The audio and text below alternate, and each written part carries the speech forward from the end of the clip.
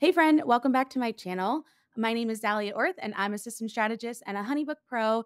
And I love helping business owners build effective, streamlined, and easy systems in their business to gain back time and freedom in their life. So if you're new here, make sure you hit subscribe so you never miss a video and when it's released. In this week's video, we're actually going to talk about 3 ways to get started with HoneyBook as a photographer. So photographers, this video is for you. And a little bit of history with me as a business owner. I actually started as a photographer myself. So I deeply understand the photography world. I understand the struggles in the management behind the scenes of working with clients and managing all the different moving pieces and parts, especially in the busy seasons. So I really do understand what some of those challenges are and really how a system like HoneyBook can help that. So I'm going to give you 3 ways to get started. Maybe you're in this season right now of I am just starting to get used to HoneyBook. I just bought into it and I don't even know where to start. It feels overwhelming to me. This video is going to be for you.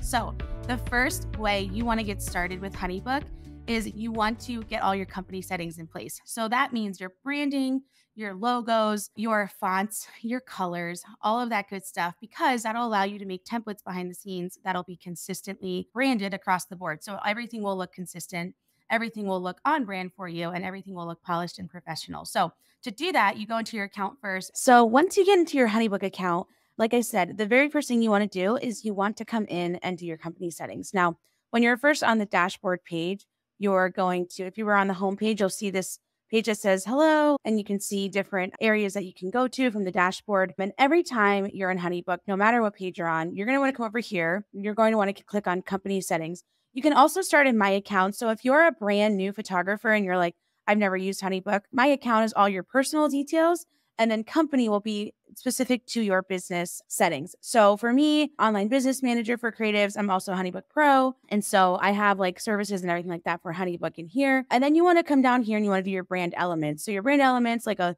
logo, my main logo is a headshot of me just because, I'm my brand. And then my secondary logo is my actual business logo itself, a button color. So I just use one of my brand colors for this. And then I just put a default header image in here as well. And I would definitely encourage you to do that. So anytime you're sending a file out, you can see this default header image. And you can also just change that on the project side too if you want. It doesn't have to stay forever. So that if you come down here, you want to make sure you go to your company smart file theme too. So you click on customize company theme. And you'll want to pick out whatever fonts you want. You can also you can upload specific fonts. If you have font files that you want to upload that are specific to your brand, you can upload those right in here. And then you want to put your colors for like questionnaires, buttons, all of that good stuff. And then you click save. And doing this actually will allow you in smart files to customize your entire company theme in one easy click. So you want to make sure you do that step. It's really important. Then down here, you want to create an email signature for yourself that you can just put in the bottom of your email templates. And at the bottom, you can keep going down and you have some social icons down here that you can add your social media profiles in. So that's the first thing. Then preferences are just preferences, like their settings on the back end. So you can set those up for yourself. One of my favorite ones in here is just making this the template name for all my files instead of it being like client name and template name, or you like project name and template name. I just make it the template name and then I specify it for my client. Then you go to your domain and client portal. You can edit this, and then this is the link you would share with all your clients when you're ready to have them access the HoneyBook portal within your business. And you can edit this screen right here by clicking customize screen. Integrations is one of the most important steps when you're talking about company settings. And that is because you can integrate different platforms within HoneyBook. Now, if they don't organically integrate, make sure to check out my video on HoneyBook and Zapier and how to get started with some other platforms outside of HoneyBook that are not directly in the platform, but that do integrate with HoneyBook. But for the sake of this video, you can integrate your Gmail account, your email, QuickBooks. If you use QuickBooks in your business, you can connect that as well. Your Zapier API key, that'll be huge for when you're ready to connect things in Zapier. Facebook, Instagram lead, and you can do that with, lead ads. And then the Chrome extension for Gmail. Another one of my favorites is the Zoom integration. What's great about this is you can actually create Zoom links when you're building out a schedule, like if you're scheduling a meeting in HoneyBook, and it'll just directly integrate with your Zoom account, which is my favorite. And then finally, just a Calendly integration if you have that as well. So then down here, if you have any team members you would want to invite, you can invite team members. So you can just put their name and address. Now, one thing to note in here is if they already have a HoneyBook account, you cannot add them in as a team member. So you'll get an error message on that. So you want to make sure if you're going to add them in as a team member, give them privileges. It's an email that is not already associated with another HoneyBook account. And then finally, just your bank details in here. So you can do that down there. And then account access is the last one as well. So those are all of your company settings in here. So make sure you take a little bit of time. Very first thing you want to do as a photographer when you come in and just go into your company settings, get all your branding in place, get some headshots, a logo, all of this information, get an email signature and on your integrations up. And that will just serve you really well when you are starting to use templates and other things within HoneyBook behind the scenes. The second thing you want to do when getting started with HoneyBook is start building your templates out. So I always say that templates are the foundations to every great system, and it makes building workflows and automations a breeze. Now, when I say templates, I'm referring to email templates, contracts, packages, invoices, proposals. And I don't say that out of get everything done today, but take one thing at a time. Take one template at a time. So if you're writing the same email over and over again, copy and paste it and build it as a template in HoneyBook. All right, so when you're ready to get started with templates, what you want to do is you want to come into tools and you want to go to my templates. Now, again, as I mentioned in the video, templates are the foundations to every great system. So there is a new feature in HoneyBook called Smart Files. A lot of what I use Smart Files for is proposals, services, questionnaires, things like that. But really where I would start is your email templates. Now, your email templates will drive a lot of your workflows and automations. For example, if I were to click on this, you can just create your own email templates in here that you can then use with other clients within their projects. So I would take some time to do some email templates, get those all ready to go. If you already have some like in like a Gmail account or another platform, you can just copy and paste them right into HoneyBook and get those ready to go. And then you can always do your packages down here. A contact form for your website, always a great thing to start with. And then up here is really more of the bulk of Smart Files. So if I go to all, you can see that I have my contract right here. I have some brochures in here. I have, my packages and services for HoneyBook. So there's different types of Smart Files along with, I've made folders for these. So you can make different folders, which I recommend so they stay pretty organized. So I have a questionnaire in here. I have my business contracts. So all of this stuff I built as a template in here so that I could then go and build some workflows and automations for myself. But you need to take some time to build some templates out first in order to get the ball moving with that. And, it just takes a little bit of time. And sometimes people are like, I don't want to do this on my own. I just want to outsource it. So templates really will be such a game changer for your business. So make sure to, once you have your company settings in place, to then move into the templates phase and start building those out for yourself. So make sure any emails or anything that you're doing over and over again, build those into templates for yourself because that will streamline, especially building workflows and automations for you behind the scenes and get that really efficient in your system. And it'll be super easy. I always say when a system is set up that I only want it to be a few clicks of a button. So in order to do that, we need to have templates in place.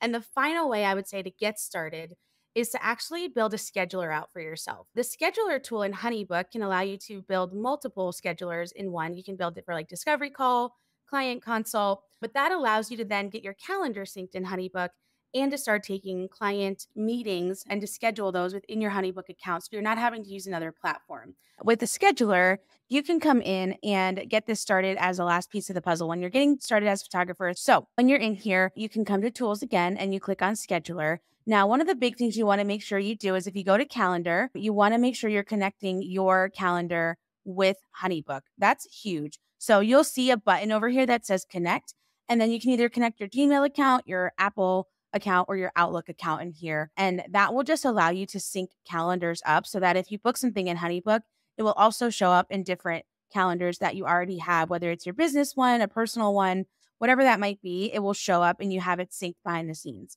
So when you're ready to use the scheduler, what you'll want to do is you want to click a new session type. Now I'm just going to come into my discovery call one so I can show you what the details look like. So you can just type in what kind of session it is. I always do mostly a Zoom call. And the nice thing is, it says a Zoom link will be automatically generated because I've integrated my account. Put your time zone, how long the call is, and then, just pick a color that's close to your brand.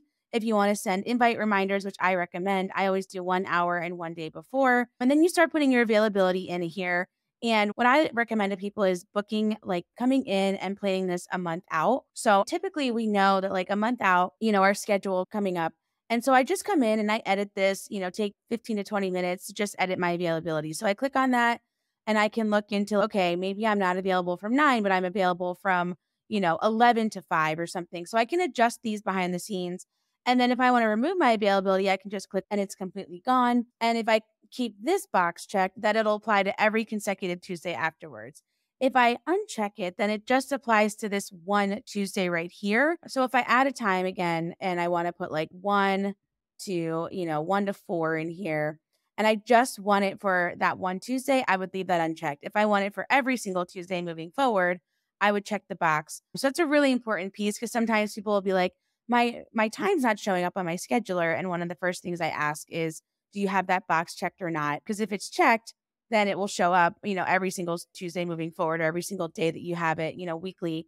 If it's unchecked, then it will only be for that specific date. So then once you get your availability done, you can put some buffers in here, minimum notice, custom increments, and then finally just your confirmation page. So you can edit this up here. So if you want to say, thanks for booking a session with me, like maybe here's what to expect from our call time.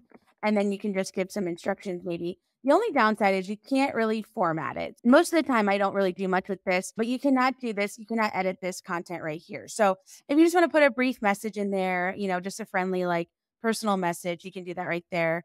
And then, decide if you want to send confirmation emails, allow rescheduling, allow cancellations. And so you can toggle these settings on and off. So most of the time I just keep them on, but they're totally up to you. So then you click save and finish. And what you'll want to do is you want to make sure you preview it. So if you click preview, it'll open up to the scheduler. The other thing is if you want to copy the link. So a lot of times what I do is I take my link and then I go and embed it into my email templates. That's one of the things that I do in there to, just put that right in my email template and streamline that process for my clients. And then finally, if you want to duplicate this session, you have similar availability, but you want to call it something different, you can do that as well. So like I said, anytime you edit your scheduler, you want to just make sure to come in and make sure your availability looks correct as it is. So, this looks fine. And then if I hit continue, what your clients will do, they will fill out this form right here. And then it comes directly into your HoneyBook. And you will see that everything is pretty streamlined behind the scenes. I can't tell you the number of times that I talk to business owners who I do setups for, and they say, you don't know how much money and time you're saving me by not having to use multiple platforms. Because oftentimes we don't know any better, right? We don't know that like a system can actually help accomplish those things, and HoneyBook can actually help with scheduling in a lot of ways. Those are my 3 tips for you to get started. If I was starting from the very beginning, this is what I would do if I were setting up my own HoneyBook account. If you're looking for a few more resources about HoneyBook, if you haven't even started with HoneyBook, you can take 50% off by clicking on the link below. B, if you're like, hey, I really want to start getting all of this set up behind the scenes, but I need a more lower cost option, there is a program called From Inquiry to Cha-Ching that you can check out below. And it's basically a suite of products for HoneyBook specific to photographers. And then finally, if you want more of a video series and a free option for that, my friend Joy Michelle and I did a HoneyBook series on A to Z guide for photographers on how to get started with HoneyBook that you can watch below. So of course, any questions, leave a comment below, let me know. And I'd love to hear too what things you started to set up in your own HoneyBook and what things you have found to be most helpful in your HoneyBook account as you're getting started and as you're using it. So stay tuned for another video, and I'm excited you're here, friend.